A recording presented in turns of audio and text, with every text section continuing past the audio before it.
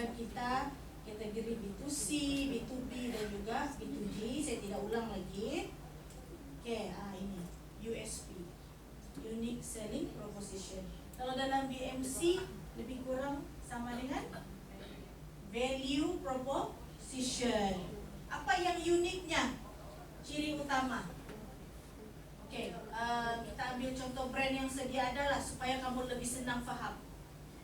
Kalau McD, apa yang memang staple brand dia? Burger, kan? Kalau Ramly, apa staple brand dia? Daging burgernya, kan? Kalau KFC, apa staple brand dia? Ayam. Subway, apa staple brand dia? Sandwich. So itulah, mesti ada sesuatu yang membezakan kamu dengan produk yang lain. Orang tahu sudah. Kalau macam, oh saya hari ini saya mau makan burger, oh saya mau McD, mesti mau McD. Saya McD dia burger yang sedang, contoh. Kalau mau makan ayam goreng, saya mesti mau makan, saya mau ayam KFC. Tapi kalau di Sabah kita, apa yang lain satu famous? Borenos. Borenos. Oke, jadi itu adalah USP, ciri utama yang membezakan produk kamu daripada produk orang lain. Oke? Dan kemudian USP ini mesti menonjolkan keunikan yang akan membantu pelanggan memahami kelebihan produk kamu, serta fokus kepada faedah yang boleh menyelesaikan masalah. Walau macam mana pun kamu mau mencipta kamu punya keunikan produk, mesti balik kepada basic. Mesti ada benefit kepada customer, tidak boleh shop sendiri. Kalau saya beli ini, dia akan menyelesaikan masalah saya. Kalau saya beli ini, saya akan dapat benefit daripada produk ini.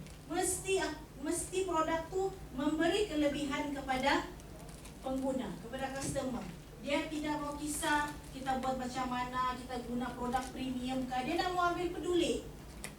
Itu kamu punya tahulah, pandai-pandai kamu lah macam mana kamu mau buat. Yang dia tahu, dia bila dia beli, ada balikan dia produk itu mestilah berbaloi dengan duit yang dia bayar.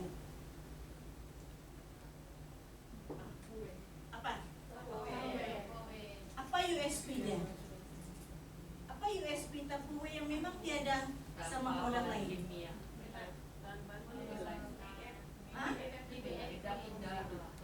Dia banyak juga yang tidak udara, tapi dialah satu-satunya. Tidak ada lagi lain, tapi jarang kita dengar. Boleh tukar kalau rosak dengan percuma seumur hidup lagi. So itu USP dia. Sebab itu orang beli Tupperware untuk dijadikan koleksi je. Simpan dalam almari. Kalau boleh kasih dia, kalau boleh membuka museum Tupperware dalam rumah sendiri. Itu ada cerita dia. Walaupun dia filekan untuk pegang, sebenarnya itu ada isu yang lain lagi.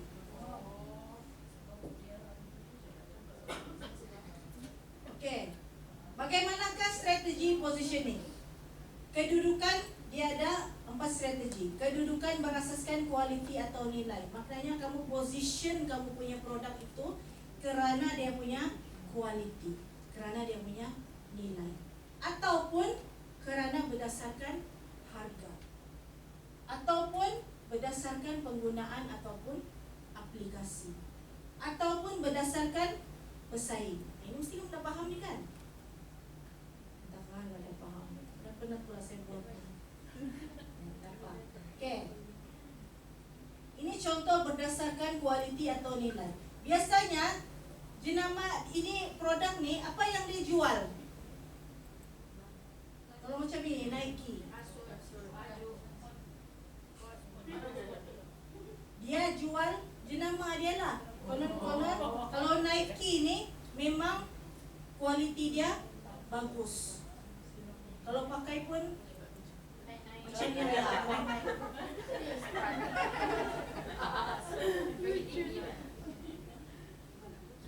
Ni coklat Ferrero Rocher ni.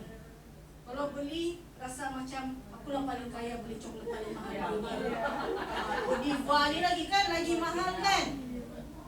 Tapi kenapa dia boleh jual mahal? Sebab dia position produk dia sebagai satu produk yang ada kualiti dan nilai dia tinggi. Jadi bila orang makan pun macam buat iklan, trip sialah. Ni LV ni. Kalau kita pakai terasa macam banyak isilah di dalam, walaupun kosonglah di dalam lapisan. Semua orang tengok sudah di luar dia. Oh, ni branded ni. Inilah yang dimaksudkan positioning berdasarkan kualiti ataupun nilai. Bila orang nampak saja, dah payah explain panjang-panjang. Kau jalan-jalan, tak payah sebut apa-apa. Orang tahu sudah, oh LV, branded, berkualiti. Okay? Faham? Ini faham? Okay. Ini kamu position kamu punya produk berdasarkan penggunaan ataupun aplikasi. Apa ni semua ni? Ini adalah power bank. Banyak dia punya rupa bentuk, sama ada kecil kah, besar kah, dan juga bergantung kepada berapa power yang dia boleh supply. Okay? Next one. Position kamu punya produk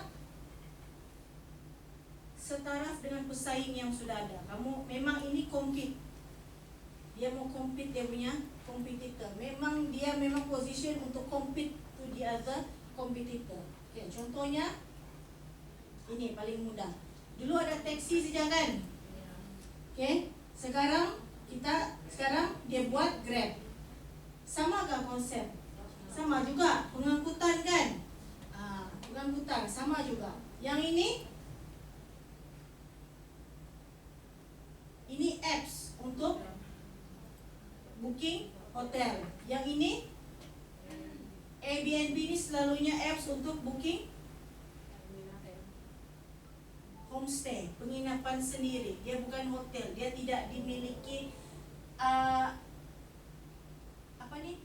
premise tu yang ada dalam Airbnb ni tidak dimiliki oleh syarikat-syarikat kebiasaannya. Dia adalah individu yang ada rumah ekstra. Jadi dia pun kasih sewa, biasanya bilik lah. Dia tidak jual konsep homestay.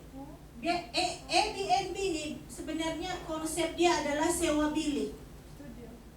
Dia ada rumah, kita mau pergi melancong, mungkin kita tight on budget, kita sewa rumah tu, tapi kita boleh akses kepada satu bilik yang ada dalam rumah tu saja.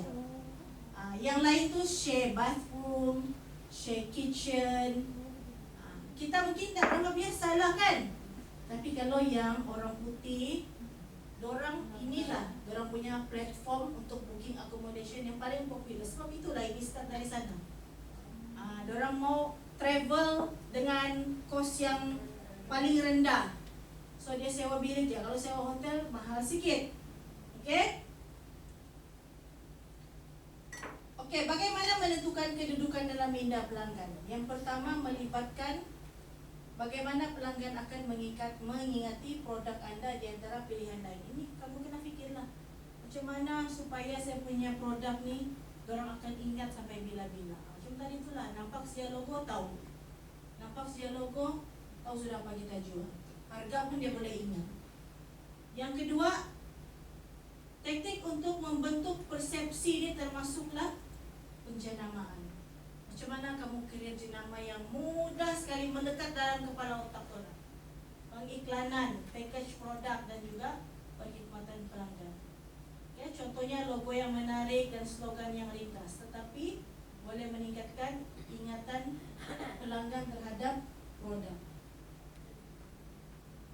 Contoh KFC. Dari dulu memang kita ni makan KFC kan. Bila dia keluar iklan, apa tu dia punya slogan tu selalu? Lagu dia tu, It's finger licking good.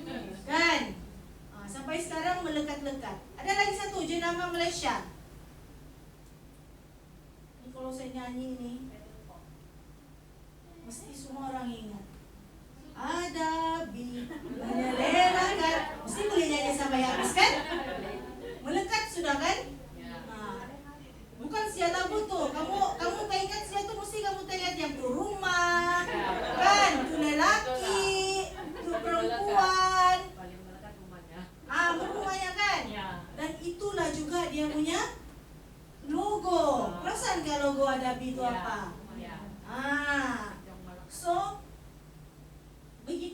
kuatnya cara dia position dia punya produk. Dia buat lagu, dia buat slogan, logonya pun lebih kurang sama. Dia buat logo, lepas itu dalam dia punya iklan dia letakkan logo itu di situ. Jadi orang pun ingat.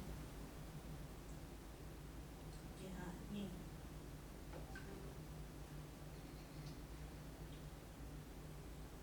Apa nih lagu dia?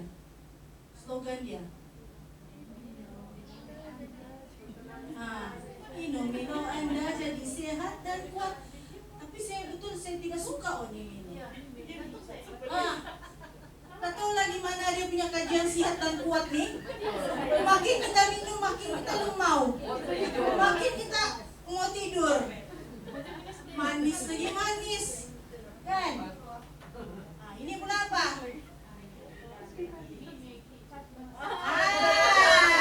Pandai. Mie itu cepat dimasak, sedap dimakan. Ini lebih kepada logo dia. Nampak sejak ni orang tahu sudah. Rasa kaya lah minum ni. Sekarang nomor lah kaya. Yesus sudah. Okay? So, dalam kita punya marketing juga mesti ada komunikasi message yang jelas. Jangan yang double meaning, jangan yang tak jelas jual barang, tapi penggunaan dia lain. Pastikan semua bentuk komunikasi, iklan, laman web, media sosial menyampaikan message yang konsisten dan relevan. Tapi apa yang mungkin ini komunikasi message yang jelas ni mungkin tak applicable lah kalau sama iklan-iklan di Thailand. Kenapa? Kan? Dari mula kita tengok, kita langsung tak terfikir bang. Rupanya jual ini. Tapi dia punya iklan langsung tiada kena mengena pun sama produk dia. Kreatif kan? Tapi kita macam tertarik lah jual, kita mau tahu apa kan? Syuk juga tengok tu Thailand punya iklan tu kan? Very kreatif. Langsung kita rasakan lah jual ini rupanya. Tengok lagi sampai habis. Nanti saya cari, kita bagi contoh nanti. Ini, okay. Ini salah satu iklan. Nanti kamu rumuskan. Kita tengok dulu.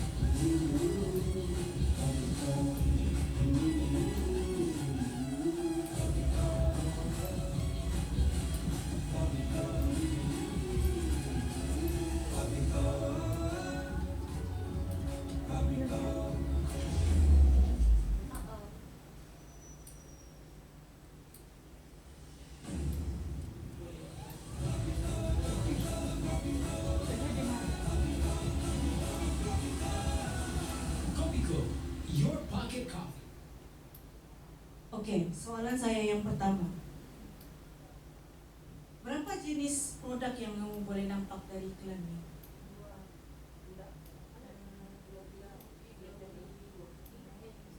Jenis produk berapa?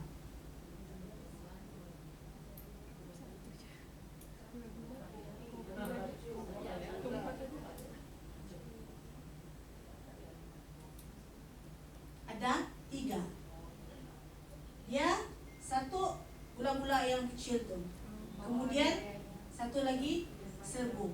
Lepas tu yang satu lagi dia macam nugget batu, yang nugget macam Snickers gitu. Ada 3 dalam satu iklan.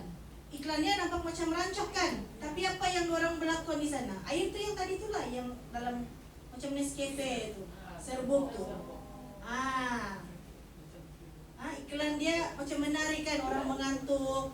So lepas tu bila makan tu gula-gula terus jadi cergas. So So dia apa dia punya staples ni, USP dia? Apa USP dia sini? Bikin hilang mengantuk. Okay? Okay, next one.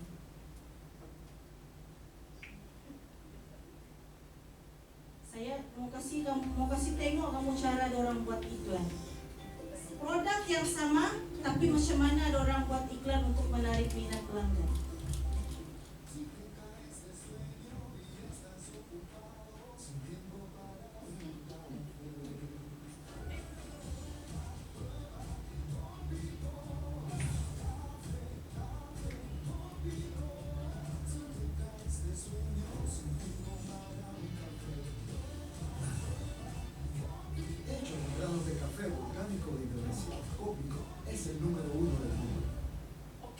Walau macam mana pun berbeza dia punya iklan, adakah USP dia berubah?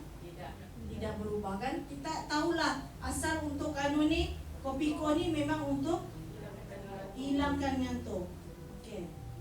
Satu lagi.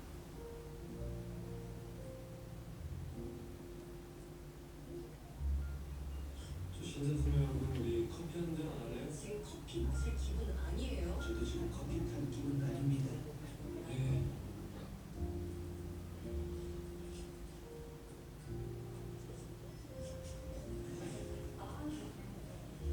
이 전동생이 배신자 새끼. 그게 틱톡에서 하루에도 3시간. 아니 어제 찾아간 김에 스토리 치기 하지 왜? 할부로 치르게 할 예정이에요. 혹시 저보다 일부러 쇼하는 거 아닐까요? 전 내부에 신중해서 모든 비리를 살펴내려고 대한민국 헌정사상 그런 검사는 단 한 명도 없었어요. 저 정도는 필요 없는데. 그건 또 뭔데요? Okey, adakah ini iklan? 기울팀 파일이에요.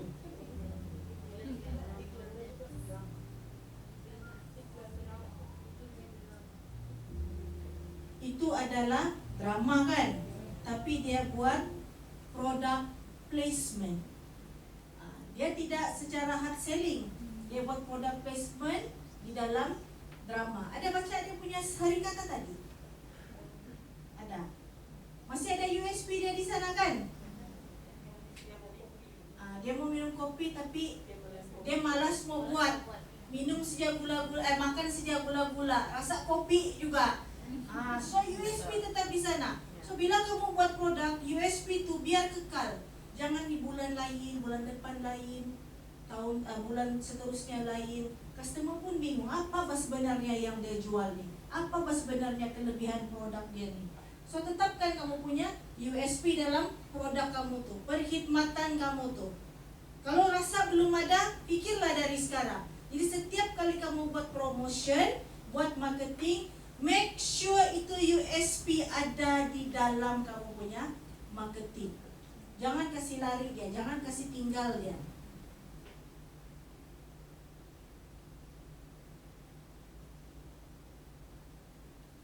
Okay, now kita pergi kepada penggunaan media sosial dan juga pemasaran digital.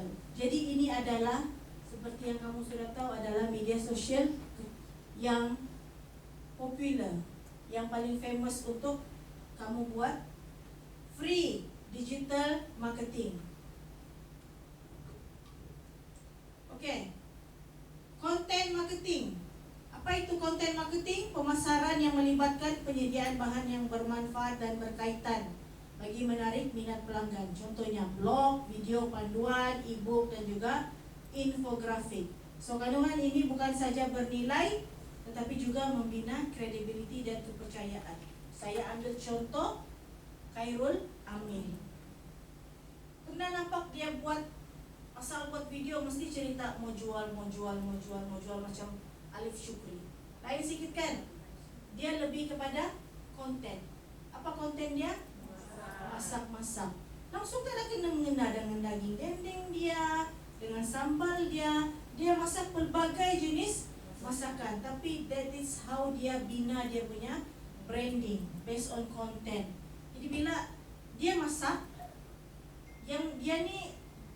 dia buat konten, dia akan buat research dulu dia punya resepi. Dia try dulu. Bila berjaya baru dia post. Jadi bila orang ikut, sepatutnya mesti jadi. Kan tahun ni ada hashtag baru. Saya buat tak jadi ya, itu hashtag dia. Ada yang buat jadi. Okey, itu adalah salah satu content marketing. So kalau kamu mau buat content marketing, kamu kasih fix. Kamu punya base. Apakah kamu punya konten ni dia based on apa? Jangan terlalu banyak berubah. Kalau macam Khairul Amin based on memasak. So selama 5 tahun dia buat branding dia semua pasal memasak saja. Adalah travel sikit-sikit kan bila dia pergi buat syuting di luar, tapi still masih lagi memasak. Jadi orang kenal dia itu. Perdana Menteri New Zealand kenal dia itu. Perdana Menteri Morocco pun kenal dia itu. Sebab memasak saja. So itu salah satu branding juga. Macam mana kamu buat, sama ada self branding ataupun brand untuk kamu punya produk ataupun syarikat. Okay, ada video lagi.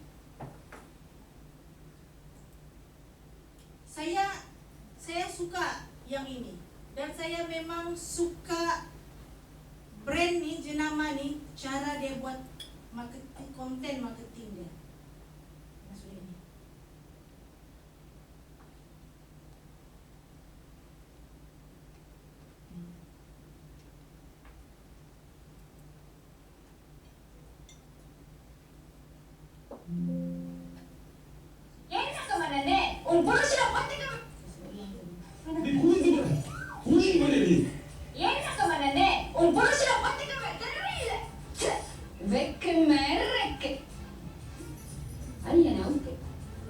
Serema. Amma Fatma kambing sambal hitam tadi. Ni sapi dia. Rusia iருக்கு. Super mak. Semua Rusi mak. Sapi dia.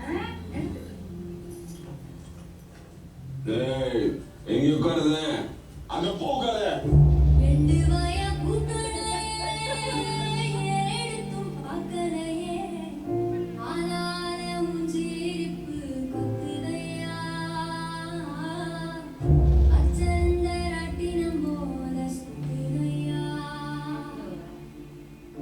கொல்லையில வாழையில கொட்டடி கோழி குஞ்சு அத்தனையும் மோகத்தை சொல்லுதையா ஆடும் ஆடும் வெறும் வாயம் இல்லையா வலிச்சிட்ட சொல்லியம்மா சாரி நான் சொல்றேன் பரவாயில்ல கருணை எனக்கு ரொம்ப பிடிக்கும் அம்மா மனசே பிரேக் படிதே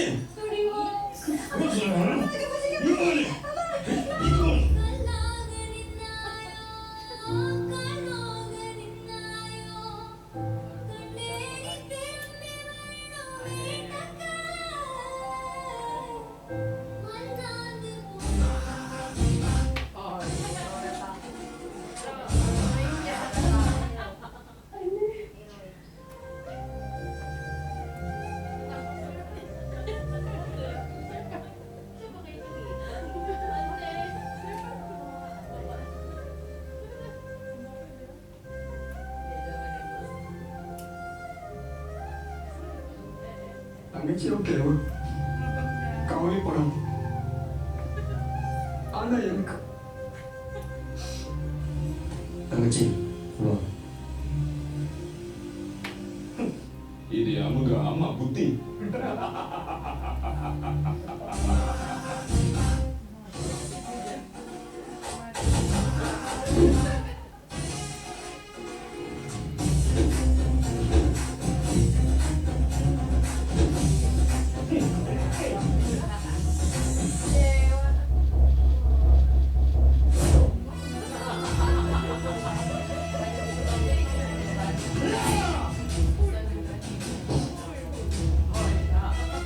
எல்லோரும் சேர்ந்து ஆடுவாங்க ஆனா என் தங்கச்சி அழகக்கா Selesai nih.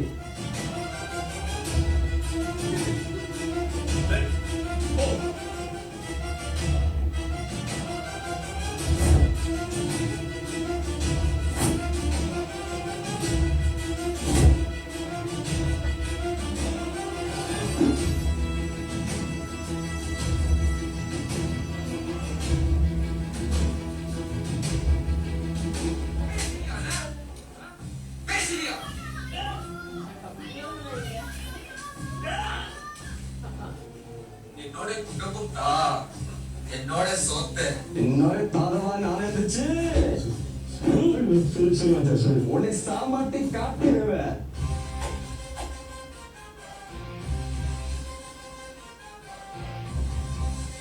Mamiar, Pama date reci, kondawa. Sini, sini, sini.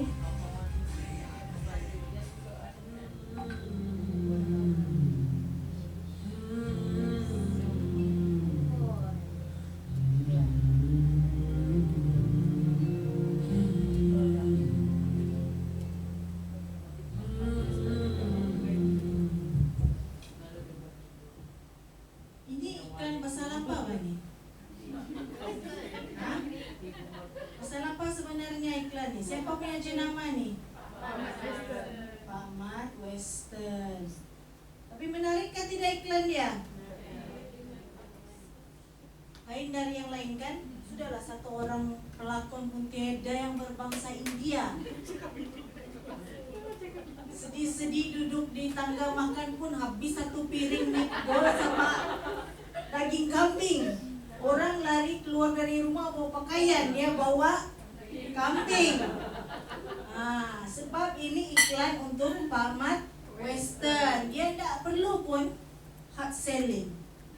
Inilah salah satu konten marketing juga. Dan mungkin jarang sudahlah sekarang orang buat drama-drama begini. Tapi pada awal kemunculan Pak Mat Western, orang selalu buat short drama, konten macam begini. Bukan ini saja, banyak pelakon-pelakon yang dia panggil. Si anu lagi tu, siapa tu yang selalu kalau berlakon jadi penjahat tu yang muka macam Cina tu, bukan macam Cina, dia memang Cina. Selalu jadi penjahat tu. Siapa sudah nama? Adam Kori. Adam Kori pun pernah juga. Okey, tapi Pak Mat Western dia punya marketing dia memang guna influencer ataupun artis.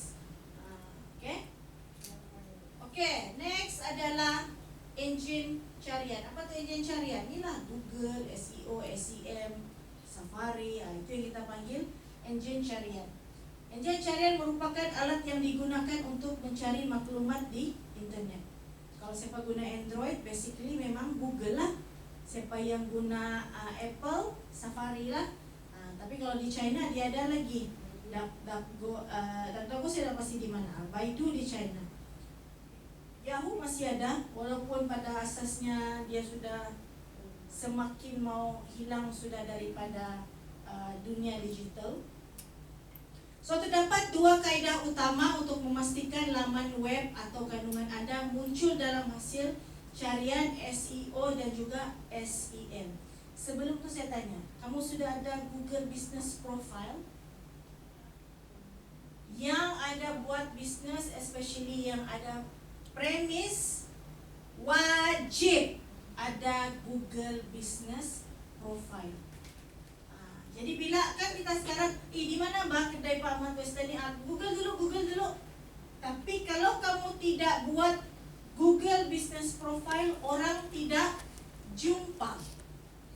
Cuba buka handphone masing-masing sekarang ataupun tab. Google by Lina. Buka Google. Siapa yang pakai iPhone, buka Safari, Google by Lina. Search by Lina. Jumpa?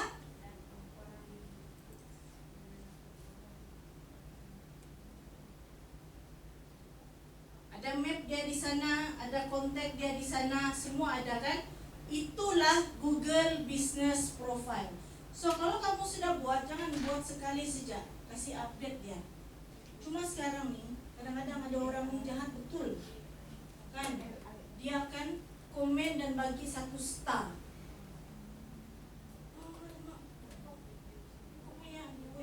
Sorry. Dia akan bagi 1 star. Dan itu akan bagi rating yang buruk pada profile kamu. Dan kamu tak boleh edit, tak boleh delete. Kalau di FB boleh delete komen kan? Tapi di Google tidak boleh. Okay? Dan bila orang tinggalkan komen jahat pun tidak boleh kita delete. Kalau 100 tahun dia di sana, 100 tahun lah, melainkan Google ubah dia punya sistem. Okay, jadi siapa yang belum buat Google Business Profile, buat. Okay? Supaya senang orang mau cari kamu. Kalau di Kuna pun, kalau saya mau beli, saya Google saja. Lepas tu tekan map, saya boleh jumpa sudah. Itu dia punya matlamat, objektif untuk mempunyai Google Business Profile. Tapi saya tidak ajar dalam kelas ni ya. Okay, SEO, Search Engine Optimization adalah proses mengoptimumkan laman web agar ia muncul pada kedudukan yang lebih tinggi dalam hasil carian organik seperti Google. So bila kamu cari saja contohnya serunding ketam di Kota Marudu, jadi kita macam-macam mesti memastikan dia punya jenama tu berada on top, di atas. Setiap kali orang buat search, barulah orang terus jumpa, orang terus klik. Okey, matlamat SEO adalah meningkatkan trafik ke laman web. Kalau kamu ada laman web lah, macam tadi tu saya punya ada juga laman web, jadi orang boleh terus tekan link di sana. Meningkatkan laman web kepada pelanggan, meningkatkan keterlihatan laman web kepada pelanggan berpotensi, meningkatkan authority dan credibility laman web dalam industri. Kadang-kadang bila kita search tentang sesuatu, scammer kan ya, kita buat search kan di Google kan. Kalau kita dah jumpa website dia, kita dah jumpa dia punya profile, terus kita pun ragu-ragu kan, betul ke tidak di bisnes ni. Tapi bila kita dah buat Google Business Profile, sekurang-kurangnya dia akan memberi satu unsur kepercayaan kepada bakal pelanggan kita. Sebab dia bukan macam FB, TikTok yang boleh buat fake account. Google Business Profile dia akan ada verification. Dia verify dulu memang kita punya perniagaan ni legit, betul. Barulah dia akan jana kita punya profile di dalam Google. Dia bukan asal buat saja terus boleh buat oleh siapa-siapa walaupun fake. Okay, ini email pemasaran. Sama email pemasaran adalah email marketing ataupun WhatsApp lah yang paling senang. Kita ada satu maklumat, kita mau buat promotion, kita pun blast di dalam email. Sebelum ni belum ada WhatsApp, orang blast email saja. Sekarang sudah ada WhatsApp, orang boleh blast. Ada sudah dia punya function di dalam WhatsApp, boleh blast email. Ini contoh dia lah. Ini semua marketing. Dia kasih tahu apa yang dia ada, sell, ada reward, sell, semua. Ini dalam email. So kalau kamu macam contohlah kamu pergi expo ataupun bazar kan, kamu mulakanlah dari sekarang selepas ini untuk mengambil data pelanggan. Sekurang-kurangnya kamu minta 3 benda. Pertama, nama dia. Kedua, nomor telefon. Ketiga, email dia. 3 benda ni. Jangan banyak-banyak, nanti pelanggan rimas. Ambil 3 benda. So setiap kali kamu ada promotion, hantar dia. Sama ada email ataupun WhatsApp. Ada pemberitahuan kamu mau bagi tahu kamu punya pelanggan, hantar, blast email ataupun WhatsApp. Kalau boleh startlah dari sekarang. Kalau macam ada pelanggan yang beli kamu order daripada WhatsApp kah, bagi dia buat satu yang borang tu, nama, nombor telefon, alamat, lepas tu email semua hantar. Jadi dia isi, kamu simpan. Jangan biarkan di sana, buat satu data. Buat satu data collection guna Microsoft Excel saja, senang-senang saja. Okey? Ini WhatsApp lah. Dia kasih tahu ada sale, lepas tu ada diskaun lagi. Ini promotional information untuk marketing.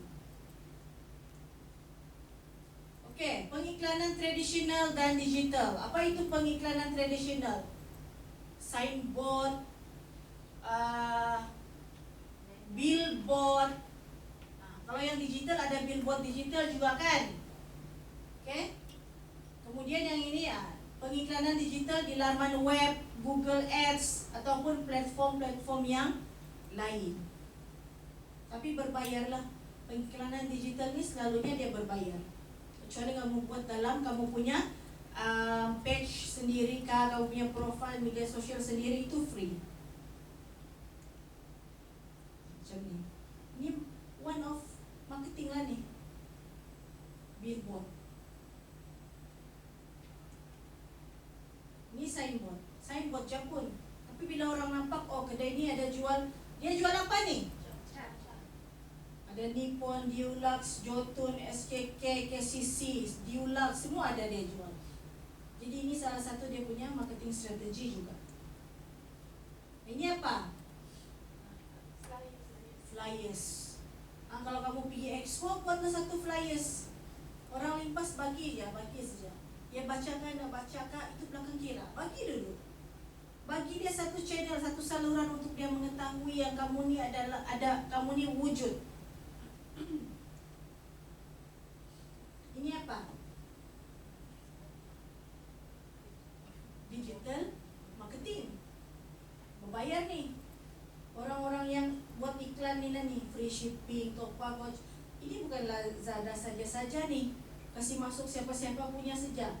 Ini semua bayar. Untuk berada di main page, bila orang buka aja, keluar kamu punya logo sana, keluar kamu punya promosi di sana, ini kena bayar. Ada fee dia.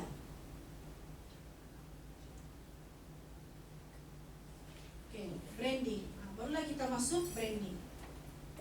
So, jenama adalah identiti unik yang membezakan perniagaan kamu daripada pesaing.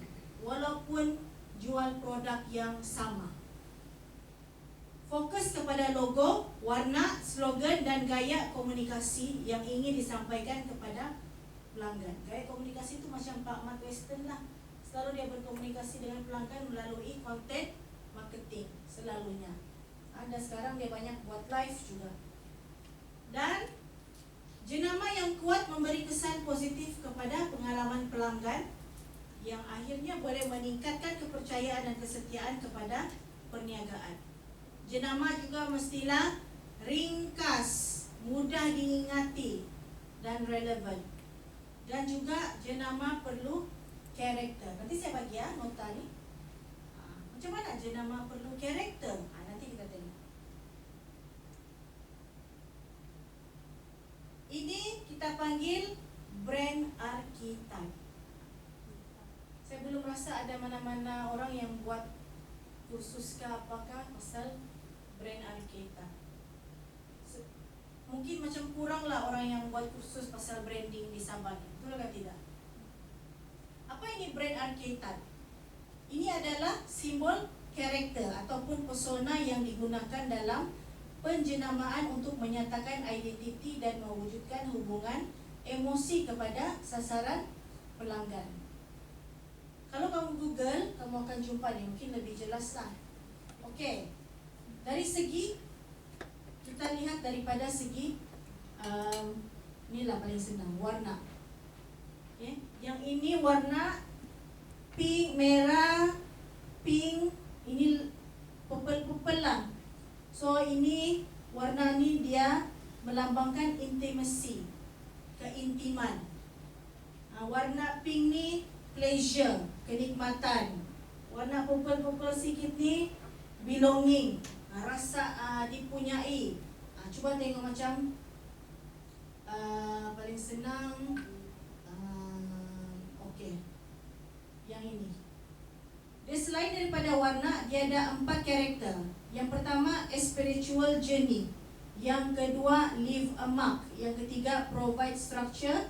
Yang keempat, connect to others. Okey, contohnya yang ini, a spiritual journey ni, dia lebih kepada macam freedom, travel, begitu. So, macam ni North Face. Kalau kita tengok jenama ni, apa yang kita fikirkan? Brand sukan? Dia lebih kepada kepada safari. Dia lebih kepada travelling, hiking gear kan, ataupun dia punya produk tu yang untuk yang ekstrim punya condition kan, yang sejuk melampau, untuk yang panas apa jenis kain dia ada. Okay. Kalau yang ini pula leave a mark. Maknanya kalau kita nampak siatu, kita tahu sudah apa ini brand. Dia lebih kepada cerita, dia macam ada satu apa kita panggil ni, memori, macam tu. Contoh dia, kalau Harley Davidson, dia macam yang memori lah, yang dulu-dulu yang apa ni, otai-otai begitulah, legend. Disney pula kartun yang princess. Kalau kita nampak pun kita sudah tahu kan. So inilah brand archetype. So kamu sendiri bila kamu buat kamu punya jenama, logo dan sebagainya, kamu mesti buat karakter pada logo kamu tu. Kamu ni keluarkan produk jenis apa, mesti ada karakter. Adakah bila dia kalau orang makan rasa macam bebas dari segala tekanan. Contoh apa-apa sajalah. Kalau saya mau share pasal ini lebih lanjut, saya tidak boleh share dalam masa yang singkat. Ini ada kelas dia sendiri untuk memahami brand archetype. Okay? So what's your brand? Sekarang jam berapa? 4:30. Jadi kita ambil masa 10 hingga 15 minit. Berbalik kepada ini, saya mau kamu fikirkan brand saya ni apa dia punya karakter. Jenama saya ni karakter apa? Even kalau Taylor pun sendiri dia boleh letak karakter pada dia punya logo. Cuma kamu yang menentukan. Kamu punya jenama ni karakter apa? Jatuh kepada karakter apa? Ini dah jelas. Kamu Google brand archetype. Saya mau kamu fikirkan apakah karakter jenama saya. Kalau Khairul Amin tu kamu rasa apa dia punya karakter brand dia?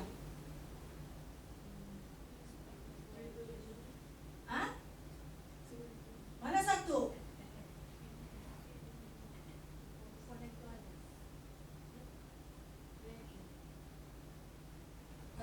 Kalau spiritual journey, dia lebih kepada pasal freedom, knowledge, safety. Kalau connect to others, intimacy, keintiman, pleasure, kenikmatan, belonging.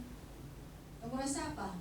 Kalau Khairul Amin ni, selama lama dia buat branding ni, apa karakter brand dia?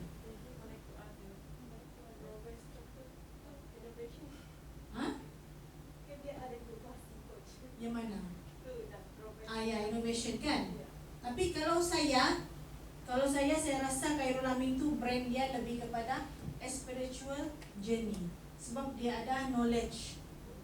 Bila dia buat konten dia, ada knowledge di sana. Jadi kalau kamu buat kamu punya brand, kamu buat kamu punya marketing, apakah isi yang kamu mau letak? Apakah karakter yang kamu mau letak di dalam kamu punya jenama?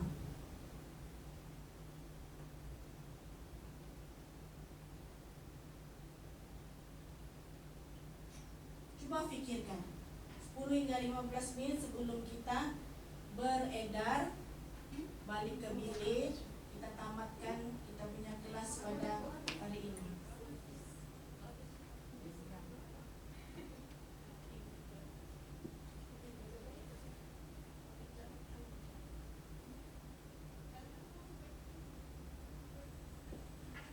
Kalau saya punya jenama lebih kepada connect to others. Dia makanan lokal. Tidak juga bilang makanan tradisi, tapi kalau kamu di mana jauh sekalipun bila makan, teringatlah rendang di kampung, teringatlah ayam masak merah time hari raya.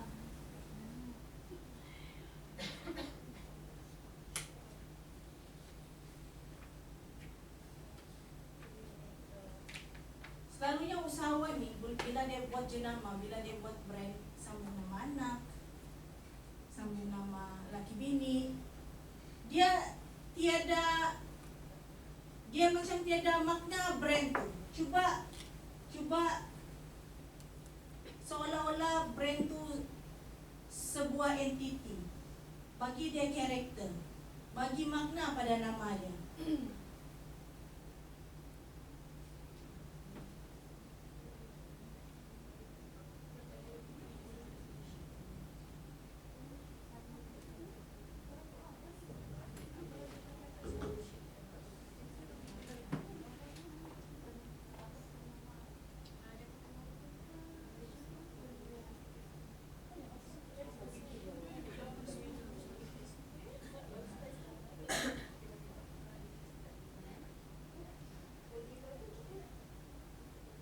Godiva coklat.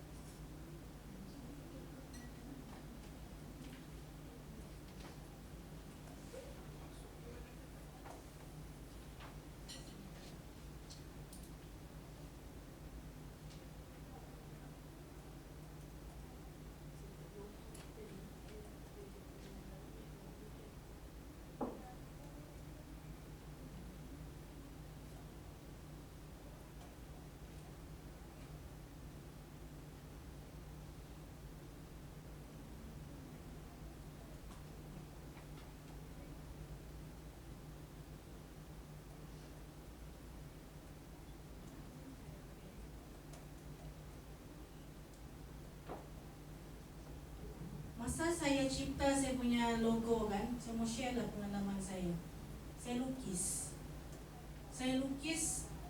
Apa yang saya buat selama ini, selama saya berniaga 15 tahun lalu.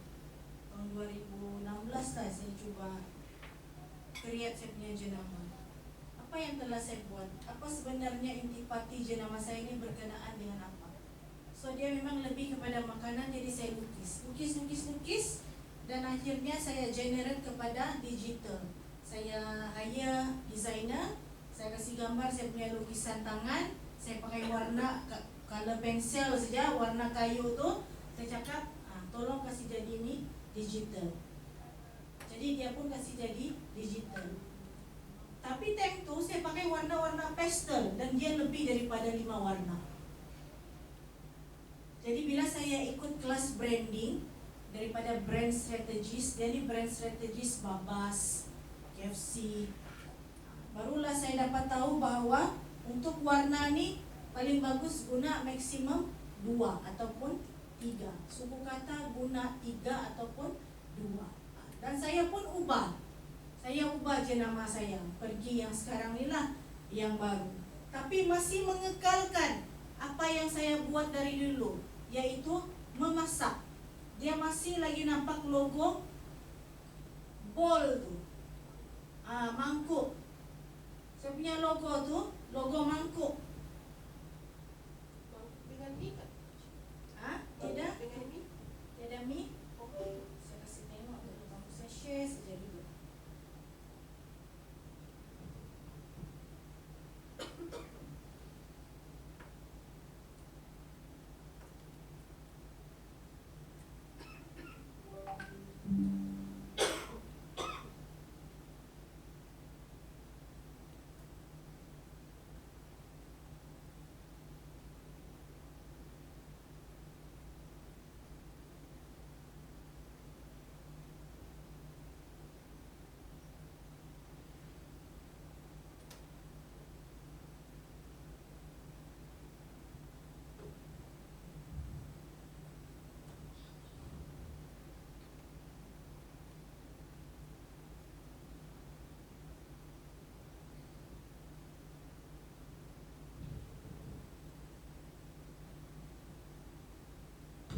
Inilah jenama saya dulu.